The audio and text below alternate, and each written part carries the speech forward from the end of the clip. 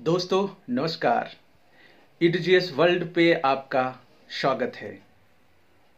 आज हम इस वीडियो में 1275 वैकेंसी के बारे में एक समग्र चर्चा करेंगे और इस चर्चा में बिहार दरोगा से संबंधित जितने भी प्रश्न हैं, सवालात हैं, जितने भी चीज़ें चल रही हैं उसके बारे में हम बारी बारी से चर्चा करेंगे कि इसका रिजल्ट कब तक आ सकती है, मेरा एग्ज़ाम कैसा रहा, कट ऑफ इसकी क्या हो सकती है, पेपर कैसा रहा, फर्स्ट शिफ्ट आसान था कोई कहते हैं, तो कोई कहते हैं सेकंड शिफ्ट आसान था।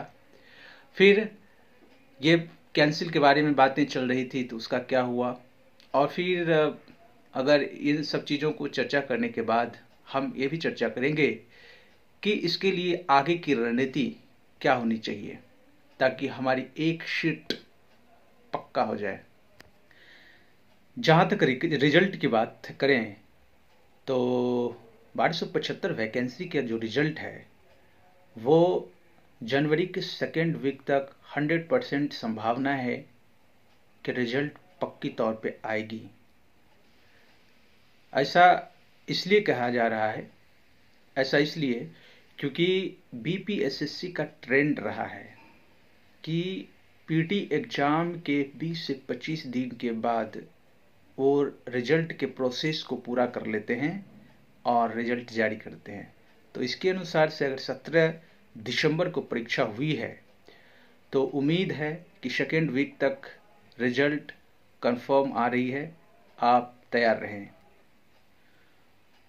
और एग्ज़ाम के ट्रेंड और प्रश्नों की प्रकृति को देखते हुए अगर बिहार एसआई के कट ऑफ की बात करें तो इस बार जनरल का कट ऑफ 66 से 67 के बीच रहने की संभावना है।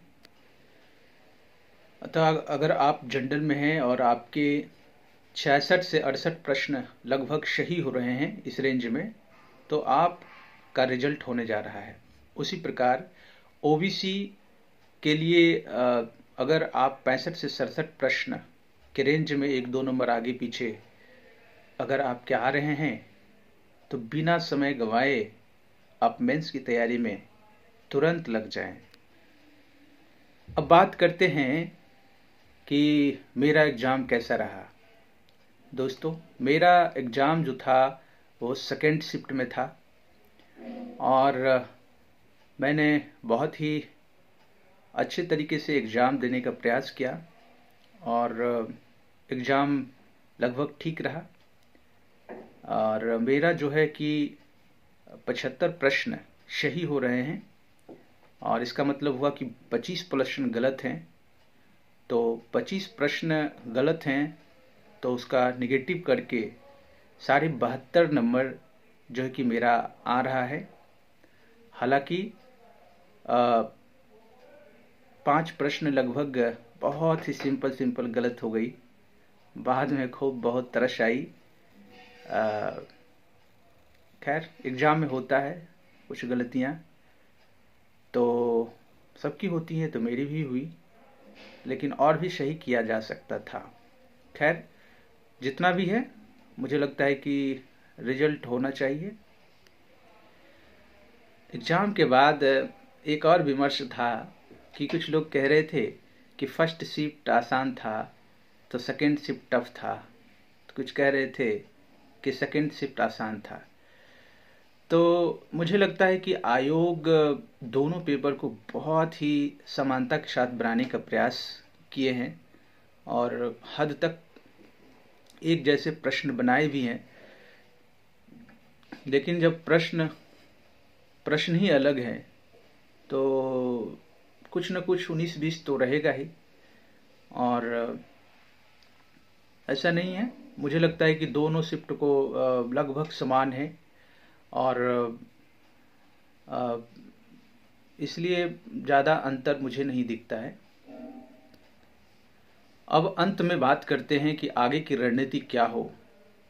तो मुझे लगता है कि जिस भी विद्यार्थी का मैंने जो आगे पीछे कट ऑफ बताया था कि 66 से 68 में अगर जनरल हैं और 65 से 67 एक दो नंबर कम ज़्यादा अगर इतना के आसपास हैं और बाकी कैटेगरीज को कम कर लीजिए उसके रेशियो में, तो रिजल्ट कंफर्म है। मुझे लग रहा है कि आपको बिना समय गवाए मेंस की तैयारी में लगनी चाहिए।